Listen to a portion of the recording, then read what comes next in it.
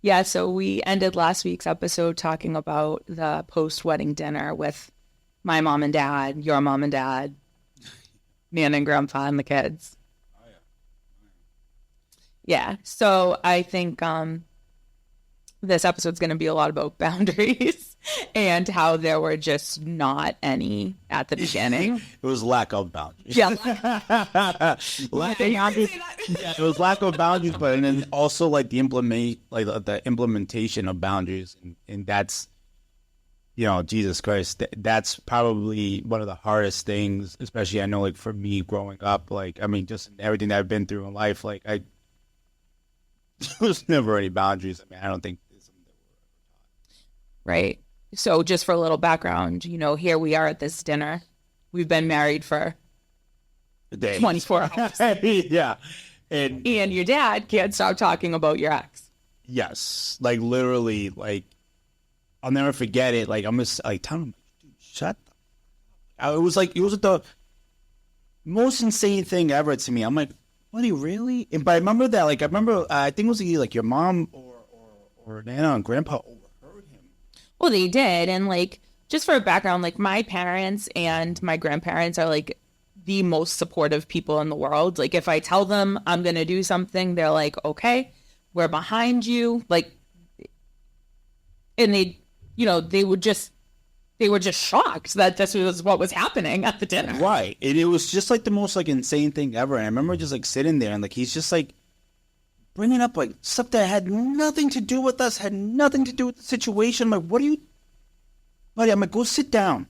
Go sit down. And then like it ended up like that was at the beginning of like where it started like to come out that like he was like infatuated with her. It was actually like an infatuation, which is like this is like spiraled into, the point of that, like I have no relationship with my father.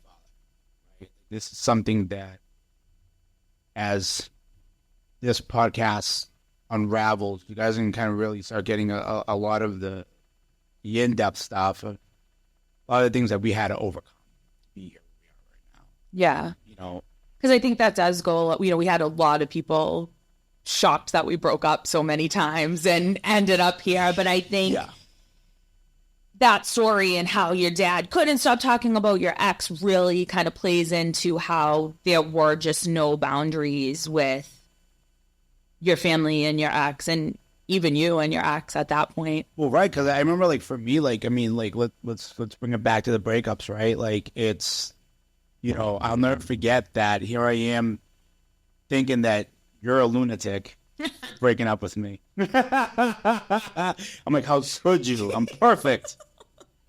But I remember that, a lot of it had to do with the fact of that my skewed reality, right? Like, and like one thing that we said before is that like we were a town away but worlds apart in the way in how we were brought up and the stuff that we've been through in life. And I'll just never forget that, I had this skewed sense, right? And so when it came to my ex, the way how I thought was like, well, she's my family. I remember that this is one of the breakups, right? And I remember you saying that to me. And that was, you saying like that she's my family was happening well into us actually being married. Yes, that's right. Yeah. Right. And then like I remember that was like such like a difficult thing because I remember you saying to me like, I'm your family. And then I'm like, but that was because of like the way and how I was taught that family was. Like it was families, I remember that's how like my mom always taught me that. And like she would always just basically be like, oh, well, like she's always going to be like the girl's mother and like she's always going to be your family. And so I am thinking, I'm like, well, I have to, but here I am like basically saying like, oh, hey, like she needs to be a part of this too. Like in not knowing how the fuck to, like how insane, like I think I say it out loud now and I'm like, this is absolutely insane. But in the time, I'm looking at you like, listen, I don't know how they do it in America's world or like in like white people land. Like that was like literally like as if this was a cultural difference. Yeah, I honestly, honestly, It might be. it was I honestly thought it was a cultural difference. Yeah. That I'm thinking like, oh, this is the reasons why like I remember the same thing like your parents would be like, like stay with your own kind or say stuff like that. And it was like I thought it was like, oh, maybe this is the reasons why they say that. Like, right. And it was because I seriously and honestly thought that I'm like that you didn't understand me. Oh yeah, that was like a genuine problem between us. I mean, we would butt heads right. over the whole family definition. And I remember finally being like, you know what, we're just never going to agree on this. We are just never going to agree on this. But from my perspective, I'm like, here I am, we're married. Okay. Right. You and I are married. You brought in 2 kids. I brought in my 1 kid. I'm pregnant with this baby who's going to be related to all of us, right? This is our family, right? And then you're having a conversation with your ex while I'm pregnant, while we're married, like whatever, and you're saying like, this family will always be this family, meaning you, her, and your 2 daughters. And I'm like, will you say it? How does that make any sense to you? No. So you're just going to have 2 families? You know, not going to work for me. You know, when you say it like that, it sounds crazy. Yeah, I was trying to get you to see how crazy it was. Listen. But no, I just think at that point, you really needed to figure out kind of how to, what's the word that I'm looking for? Just like get yourself out of that mindset of like. Yeah, I was like still so stuck in like this, like I said, I was stuck in this whole nother world. It honestly was. And I felt so, I wouldn't say lost, but the thing is that like it was something like almost like out of body in the sense of that like here it is, like here's my definition, like this is ingrained in me. Yeah. This has been told to me like my whole entire life, and now I need to rewrite this definition. And what ended up happening was that life ended up happening where it had to force me to grow out of that definition and recreate a new one. In which that's one of the probably the biggest blessings about our relationship is that our communication has always been great in the sense that you would always tell me things. You would always voice your discontent if you weren't happy with me, or like if you felt a certain way, like you would talk to me, and you would talk to me. But then obviously me, where I have like these old bad habits, like here I am, and I'm honestly trying to manipulate the situation. Yeah. So that you see things my way. And like, I'm not even listening at this point. I'm like listening with the intention to just say what I want to say. I'm not listening. I'm like, you're talking to me. I'm like, yeah. And I'm just ready with my response and not even taking into consideration what it is that you're telling me. And it was kind of like due to that like, but when I finally started listening to you and hearing about like, and it was a topic of conversation that because it kept on coming up. Because it was nonstop at that point. I mean, think about it. Even after we got married, and I mean, speaking of having no boundaries, she lived with your parents at that point, right? Yeah. So, here I am at home. You're getting a call from your parents, like, oh, can you come shovel my driveway? And I'm like, what is going on? Like, I'm here, right? Like, you now need to leave to go do something for her. Like, because, you know what I mean? And then, like, she would call you if there was an issue with your dad. And I can remember saying, like, this is between the 2 of them. Like, you can't be her go-to person anymore. You can't be that. And that wasn't stopping.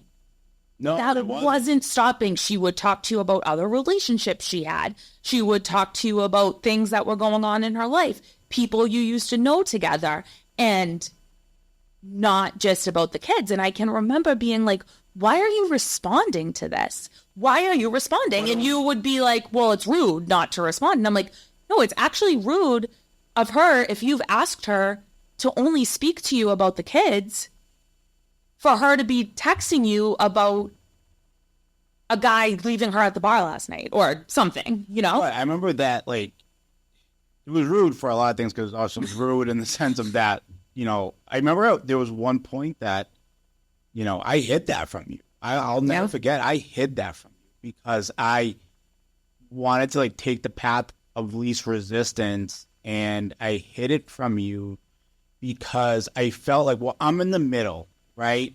Oh, you would always say that, and it made me insane. I know.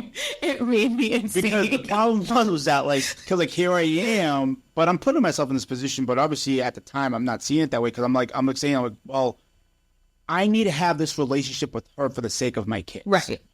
And for me, I'm trying to do this with the least amount of damage to my kids, the least amount of discomfort. I'm trying to do this with every good intention. Yeah. But not understanding the fact of that it's completely insane. It's completely overstepping a boundary. It's overstepping all these things because at this point, none of that existed. None of it existed. Yeah. And I'll never forget. It's like I'm trying to play like both sides of the fence, and it's just like I said, it's crazy. It's wild to talk about it now because I'm like, yeah, you're so far removed. I'm so far removed from it now. I'm like, dude, I'm like, this is nuts. Like this is like I almost feel like I'm in a straight jacket right now. I'm just like, you know, rocking back and forth because of how crazy it is. Happy I'm not there anymore, but but it's one of those things that it's such a fine line for me too, right? Because I get it. I'm divorced. I have a kid with somebody else. We were just so far removed from each other at that point. I think that was also a big thing too. You know, and we were friendly. Right. He has a wife. I love her. She's coming on the podcast. I'm so excited.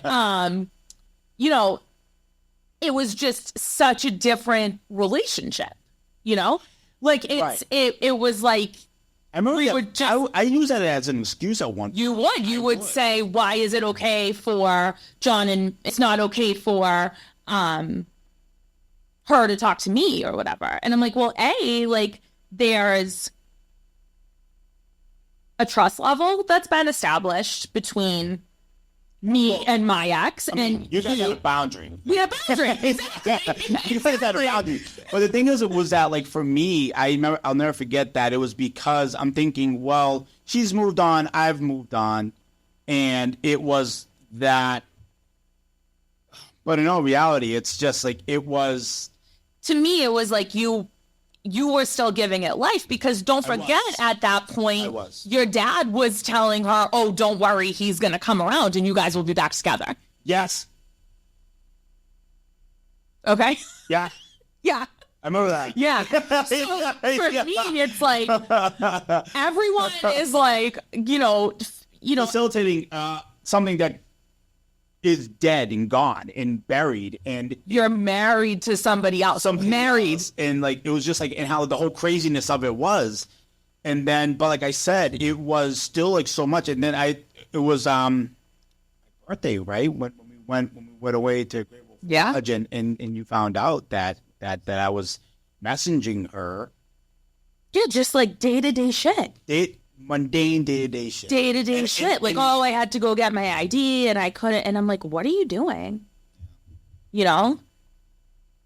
And granted, like, I was very, like, I don't want to say that you were completely in the wrong in all of this because, A, I didn't handle it well because it was so crazy inducing.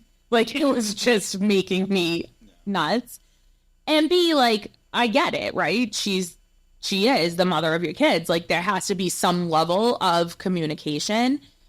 However, the level of communication that was happening was, it was taking you a long time to get out of that mindset of like, oh, let me just share with her, like, what's going on. And it was just crazy because I think it was like, due to kind of like, and this is where I say like, life kind of makes things happen where it finally kind of teaches you the lessons you need to learn in order to be like kind of have that aha moment. Yeah. And I think finally where that at that point it started kind of realizing, I was like, you know what, you're right. Like, I'm not respecting you. I'm not respecting this marriage. Like, I finally figured out, I'm like, you know what, I have to distinguish these worlds. I have to distinguish this, like, and I have to do something different. And that's when I started implementing boundaries. And then the crazy came out. Like, all of a sudden, this went completely insane. Yeah. When we started implementing boundaries, especially with narcissists, and you would implement boundaries with narcissists, at that point, the whole objective comes to paint you in a negative light to everybody that's around you. And one thing, any advice to anybody that deals with a narcissist is that if you're going to get through it, one thing you have to become comfortable with is being the villain in someone else's story. 100%. And I was a villain for a very long time. Mm-hmm. And I think as time went on,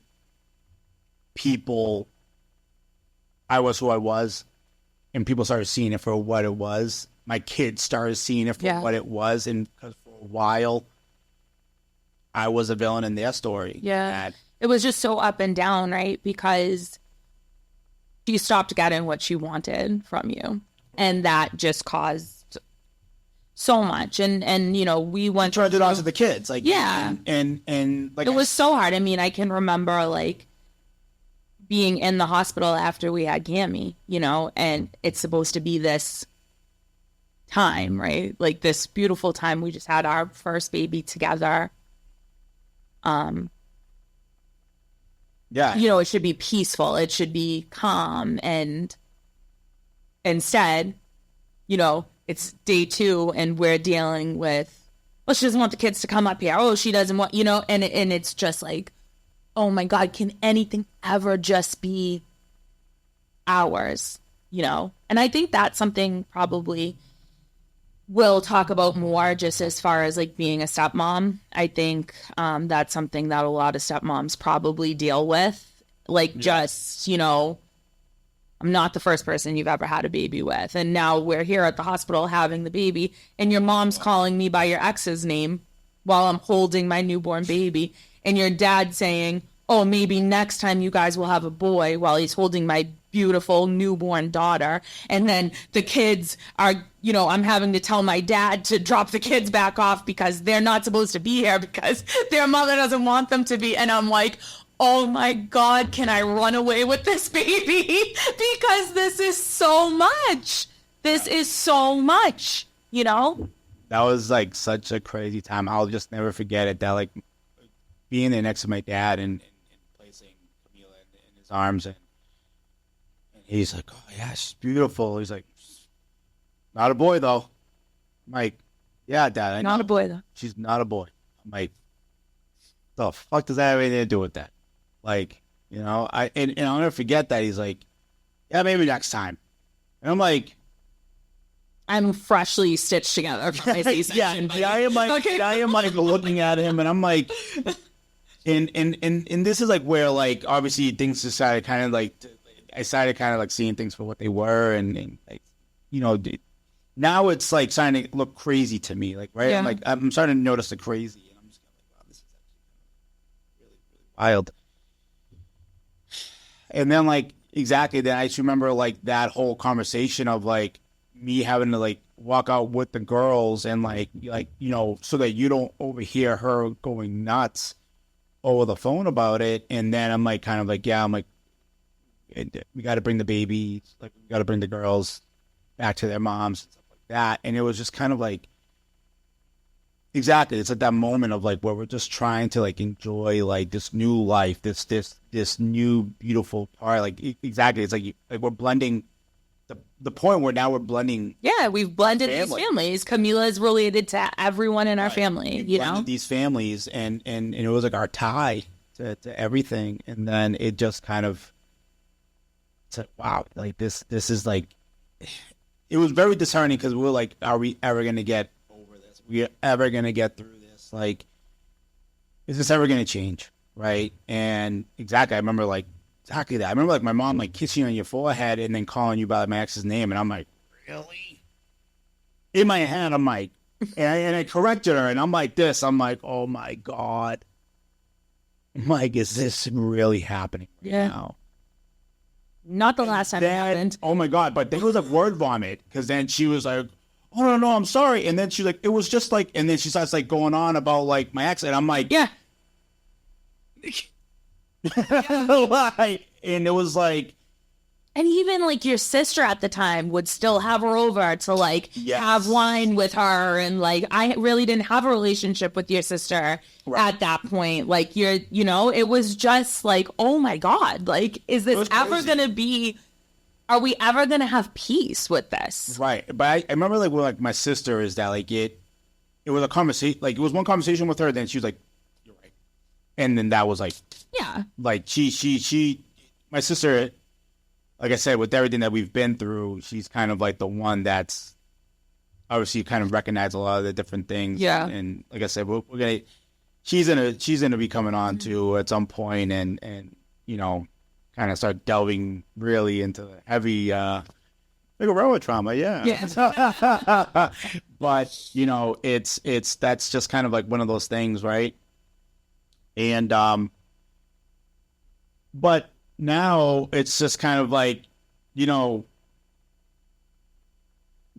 so it's like we have the baby, we're home, getting settled in, and all of a sudden I get the phone call from like one of my really good friends, and that was still friends with her and stuff like that. She gave me a call, I'll never forget. I was in Revere. She's like, hey, congrats on the baby, stuff like that. And she was like, did you know that your ex put a picture of your daughter on her Facebook page? And Instagram, and made a post about her? Yeah. I'm like, what? I'm like, no, because she has me blocked. Right. It's not like we had a relationship with her at that point where, like, I don't know in what world you would ever post somebody else's baby without, like, saying, is it okay if I post a picture of your baby? But especially not if no one talks to each other. Right. And then on top of that, it was another form of lunacy in the sense of that, like the way how the post kind of came off as that, it was almost like as if it was like her baby. And it was like, and I remember I called her up and I was like, hey, why is it that you have a picture of my daughter on your social? Oh, well, she's my kid sister. That was her excuse. And I'm like, that is not okay. Right, but that was just further cementing that there were just no boundaries. That was, and we at that point had really tried to implement them. But that to us just kind of showed like there's no line that won't be crossed, and we need to like really double down on this, and we need to explain to the kids why it is that this is how it has to be that way. Right. And then that was like the biggest thing, but like, to kind of like just like revert back a little bit, and then kind of like in how like I made like that transition from like, well, this is how it's supposed to be versus, and then finally get into like, no, this is actually a little fucked up, was that like, I'll never forget after we got married, when we got married, she posted that post, essentially kind of like dedicated to me, congratulating us on our wedding. But she had pictures of me and her. Yeah, when you were together. Yeah. And it was like... it was so crazy. And I am like... Oh, my God. And I'm like, I don't know how to... And then I remember like you saying this to me, and then I'm like saying to you, I'm like, well, I can't stop her from what she wants to post. Like, why are you talking to me about this stuff? Mm-hmm. I mean, maybe she shouldn't have posted a picture of me and her, but it's fine that she posted a picture of me with the kids. Like, I am her kid's father. Like, what's wrong with what she wrote? And I'm like... Yeah. Yeah, no, and I remember that, and then on top of that, like in like Women in Construction Week. Yeah, you would post about her. And I posted. That was at least before we were married. Yeah, I know, but I remember that, like, I'm just like, oh, well, like, exactly, so you just have like this rationalization of like, but it was because of like the way how I perceive family to be, the way how I was taught. And I mean, I get where you're coming from to some extent, right? Like you would like to have a decent relationship with her. Right. And I didn't know what that was. Yeah. Right. Exactly. Like you want to have a decent relationship with her. you don't know how to make that happen while having boundaries. You know what I mean? But then also, it finally got to the point where I realized is that there are just some people you're not meant to have a relationship with. Yeah. And that was a boundary that I needed to learn, that it's just kind of like some things are just better off left. And as much as we wish there could be this kumbaya and that we like exactly like the relationship that you have with John and Megan. John and Megan and stuff like that, you know, not everyone is as fortunate, right? And the thing is that because of the history that her and I had, it was just this toxicity, and you know the way and how our pasts were, it was, you know, for all she knew, she's like, you know what, we're not together now, but one day we will be. Right. And it was just kind of like, so any form of contact facilitates that, and that was like a big thing for me to learn over time, and like I said, it's like, you know, it kind of leads up to like, you know, the next boundary story of like where she came and she was dropping off the girls, right? Yeah, it was, just to kind of briefly summarize it and not get like too much into it. Basically, she wouldn't leave the house until I sent one of the kids out. Right. But Camila was sleeping on that kid.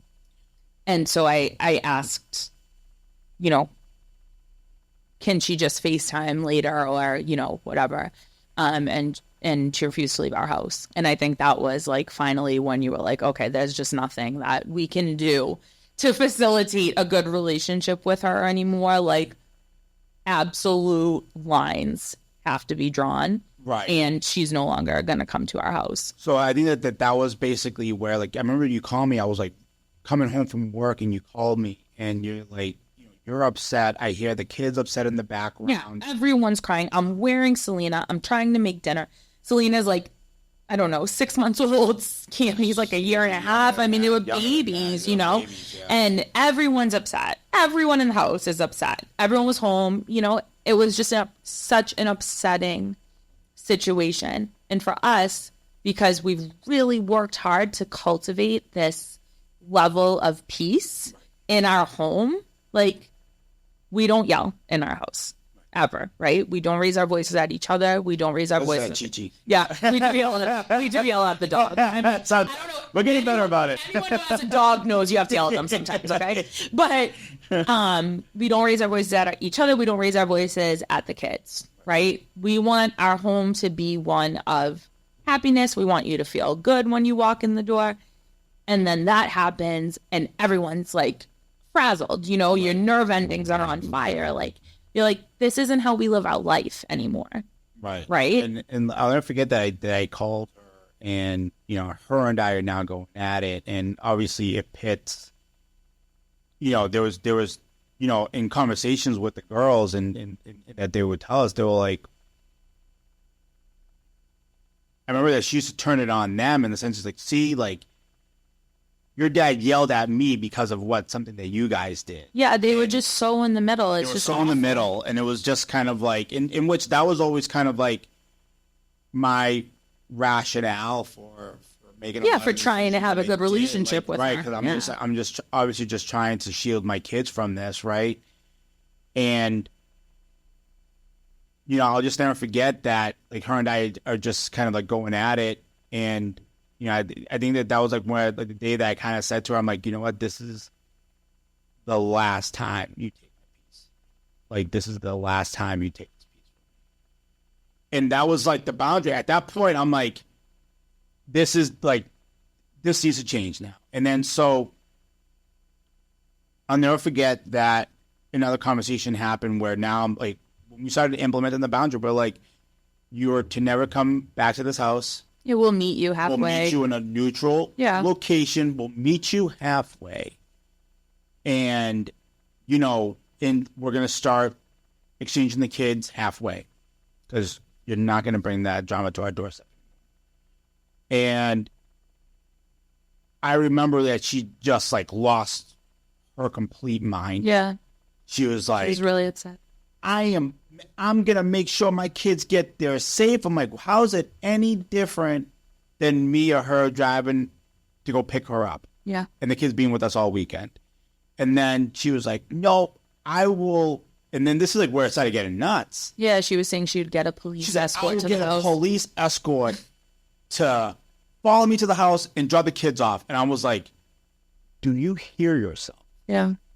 And she's just going off and on. And then I remember, like, it was like, I know you love this line, but I said to her, I was like, why do you want to see me so much? Oh my God, yeah, that's right. And I remember that, like, when I said that to her, because that was the only thing I can think of. I'm like, yeah, there's no reason that you don't want to meet me halfway. You have to drive less. Right. I'm like, you're going to drive less. You're going to save gas. It's going to be quicker. It's a neutral location.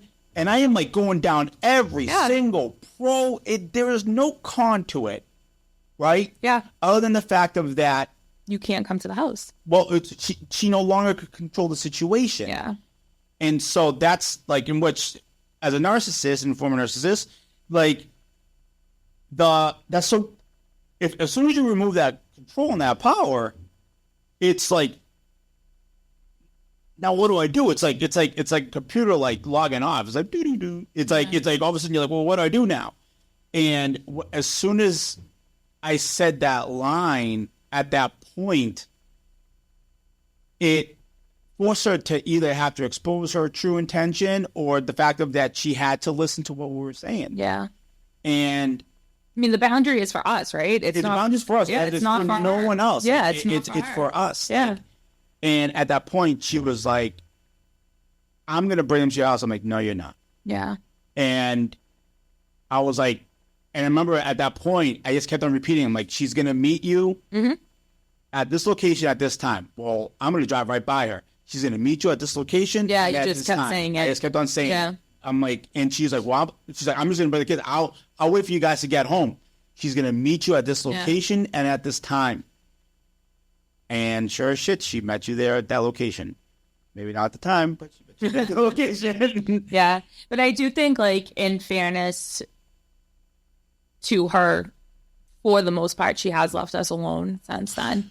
For sure. You know it was definitely, it was that, I know it was like a big thing for her too as well. Like, and it was exactly, I think at that point, she really understood. It's just like, all right, like this really is over. Yeah. This really is not going to happen again. Like this really is like this is done. Like, and like it was, and that was it. Like I stayed in my lane, she stayed in her lane, and you know, few little small things happened after that, but nothing where other things have happened, but not necessarily her trying to get like in between us. Correct. Because I think she realized at that point, like there's nothing, like it's too strong. There's no, there's no getting in between it because we really like built those boundaries. It might have been like tiny Lego block by tiny Lego block, but eventually we got to like that wall, right? Right, and that was like the big thing too is that like obviously she was used to me 100% always going back to her, and like I said, like prior to you, I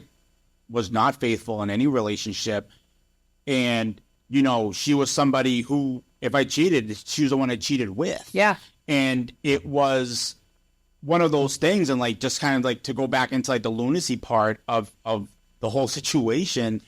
Do you know what I'm saying? Like to her, it's like, well, this is like every other time. Yeah. Right. And then like because why would she not think that? Right. Exactly. It was like anything else. Like we had to prove everyone wrong through action. Exactly. And it was just like one of those things. And like I'll just never forget it. Like it was just like, but I remember like where the moments that she finally realized that there was that she lost her power, because, you know, I remember before, right, like I said, like, you know, and me kind of overcoming my narcissism in the sense of that, like, you know, me thinking that I was great, right, or that I was perfect in all these different things. It was never my fault or everybody else's fault, yeah. Right? You know, in overcoming that, you know, one of the things is that, like, one thing that narcissists, like, kind of like where like they kind of go crazy and they fire up, is this is like when someone points out the truth, and then they would just basically like it's like how like I am not that, and all of a sudden you're like you want to check tape, and it's all this different stuff, and it's like for me like my trigger was like her calling me a bad dad, right? And I'll never forget that like for a long time like she could say you can call me anything in the book, just don't call me a bad dad, right? And she'd push that button. It was like instant, like nuclear, like I would go off the rails. But it was because she was right. It was something that I had to say to myself, like, why does this trigger you as much as it does? And it's because, like, at that time, I was a bad dad. I was not that I am today, but it's something that I admit to my kids that I'm like in the beginning, I was not a good dad. Like I had my head and my priorities in the wrong places. Like I made a lot of the wrong decisions. I thought I was doing right by you because of the way and how I saw things, the way how my dad was with me and all these different things. And, you know, it triggered me because she was right. Yeah. And I'll never forget when, you know, we had an incident happen with one of the girls and you know, she called me that. I'll never forget. I'm like, okay. Right. Yeah, sure. I'm like, anyhow. And at that point, that was the last time. And I'll never forget when I had that reaction, and I remember her reaction. She was like, oh my God, like, yeah, I can't get him like that I anymore. can't get him anymore. And that's when, like, it officially was just like, it finally broke. Like, I severed all ties. Yeah. And the power was gone. Like, and that was it. And it was probably like that freeing moment of Took like, us a couple years. Took us a couple of years. But I do think having had to go through all that, I think has given us both like a ton of perspective, and I think has helped us be better about creating boundaries with anybody else who we have to create boundaries with in our life, right? Right. Because I think like I'm such a people pleaser, and that whole situation just kind of stopped me from being that way. Right. And then same thing goes for me. Like I was same thing, people pleaser. Like I didn't like people being upset with me. I did not like all these different things. And, you know, that was a big moment for us and moment like for myself that, you know, kind of finally break free from that. And, you know, it's kind of anybody who's like out there and kind of going through it, there is light at the end of the tunnel. Like you guys can get through it, but you have to be willing to call yourself on your shit. And I think that that's something that I think becoming self-aware of who I was. Yeah. And realizing my responsibilities, like being accountable, right? Being accountable. And realizing my responsibilities in all those interactions. Sure. And for me, like, I just know a lot of those things were triggers because of like some things that happened in my childhood and like between my parents that I would always feel like, don't blindside me with you talking to her, or like, you know what I mean? Like when I found out that you guys were just like talking, like kind of like day to day, basically, like to me, that was like a betrayal, you know? It was. Yeah. I mean, it was. Right, I mean, like, let's be honest. It was like, so much that I had to work through too, even just getting to the point of trying to understand like why it was that you did want to have a decent relationship with her. Right. You know? And like, I can honestly say it. It's just like those times that like I did, like where like my past would kind of skew my reality of like, or it's like I would have this skewed reality during certain instances and stuff like that. Like at those times, it was always to the point of like where it is a betrayal towards you in the sense of that, like I'm not prioritizing you as like my wife and protecting our marriage most importantly. recently, and it's just like, those moments were moments, and like it was because it's the last thing I ever would ever want to do. Right. And that's like when I realized that, I'm like, because I have this skewed sense or this skewed reality, and then but when I realize it, I'm like, oh my God, it scares me so bad. I'm just kind of like, oh my God, like I hurt my wife. Yeah. I mean, I think like for as hard as those times were for us, in some sense, I'm really glad that we had to go through it. Right. No. Because I think it taught us both a ton about ourselves. I just don't think like our marriage would be as strong, and I don't think we would communicate as well as we do with each other had we not had to go through those things. Because I think for me, I really had to find my voice in why this was bothering me so much and why this felt like, oh my God, like I can feel this in my chest. Like what, and I think I had to learn to speak up, and I had to learn to say like, hey, no, this is not okay with me. And I think that that's really strengthened our marriage over the last few years. I think it's like there's like big give and take to it, right? It's in the sense of that, like you finding that strength and being able to communicate that to me, but then also me having to put pride aside. I think pride is like is yeah, we talk about this so much. Yeah, like I think pride has no place in the bedroom or in when you're communicating with your spouse. It's just like, for me to kind of just be so receptive to what it is you have to say, and basically like, and honestly be like, you know what, babe, like I hear you, like you're right. Yeah, instead of being like, I'm right. This is how I've always thought it was, and I know that that's right. Or like, this is who I am. Take it or leave it. Or like right? Walk you out or bulldoze your feelings, because like that's the thing is, it's just like to not validate how it is that you're feeling, right? Like it's like, here you are, you're telling me how to feel. Oh no, come on now, like you don't feel that way. Yeah, and like, well, I do. Yeah, that's what I was saying. Yeah, but I do feel that way. And then I'm like, well, you shouldn't. Yeah, because it's not that big of a deal. Mm-hmm. And I felt like sometimes I would let it go, but it was something that would like sit heavy within me, And then like a week later, I'd be like, we have to talk about this again, because I can't not bring this back up. Because you know what? Another thing too that you said, it hurts me. Like it hurts me now, like to think about that. You actually said this, is that you used to say to me, if we could never reach a common ground, you'd be like, well, I guess I just have to learn how to live with this. Yeah. And I'm like, no, like, and I think like one of the last times that you said that, I'm like, no, like,